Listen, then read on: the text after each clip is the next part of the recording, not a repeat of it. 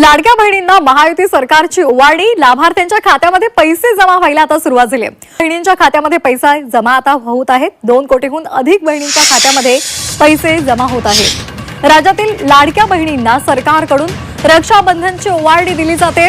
कालपासूनच लाडक्या बहिणींच्या खात्यामध्ये पैसे जमा व्हायला सुरुवात झाली आहे। विशेष म्हणजे रक्षाबंधनाच्या पार्श्वभूमीवर राज्य सरकारनं 2 महिन्यांचा हप्ता एकत्रितपणे दिल्यामुळे महिलांना थेट 3000 रुपये मिळाले। लाडक्या बहिणीच्या योजना आपण सुरू केलेल्या आहे आणि लाडक्या बहिणींनाच काहींना अजूनपर्यंत पैसे मिळालेले नाही आणि एकीकडे आपण लखपती बहीण बनवण्याचा पण आपण प्रयत्न करतात।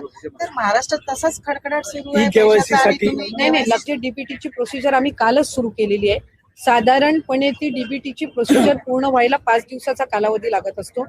दिवसाला साधारणपणे 25 लाख 30 लाख 50 लाख पर्यंत डीबीटी होत असतो आणि अशा पद्धतीने ते पुढच्या 3 दिवसामध्ये उर्वरित जे लाभार्थी आहेत त्यांच्या खात्यावर ते पैसे जमा होतात। ई केवायसीच्या संदर्भामध्ये ज्या महिलांचं राहिलेलं आहे अशा महिलांना पुन्हा एकदा संधी देणार आहोत का? नाही, आम्ही त्या संदर्भामध्ये ज्यांनी ई केवायसी करत असताना चुकीचे ऑप्शन निवडले आणि त्याच्यामुळे त्यांची ई केवायसीची प्रक्रिया ही पूर्ण होऊन सुद्धा नोंद होत नाहीये, त्यांच्यासाठी आम्ही एकदा दिलेली आहे। त्यांनी ती त्या ठिकाणी दुरुस्ती करावी आणि त्यांना जो लाभ सुरू होता तो त्या पद्धतीने राहून गेल्या अशा महिलांसाठी पुन्हा काही संधी देणार। साधारणपणे ही जी ऑगस्ट महिन्यामध्ये ई केवायसी ची प्रक्रिया सुरू केली, त्याला परत ऑक्टोबर महिन्यामध्ये मुदतवाढ देण्यात आली होती आणि त्याला 31 डिसेंबर पर्यंत मुदतवाढ देण्यात आली होती। 6 महिन्यापर्यंत ई केवायसीचा कालावधी होता।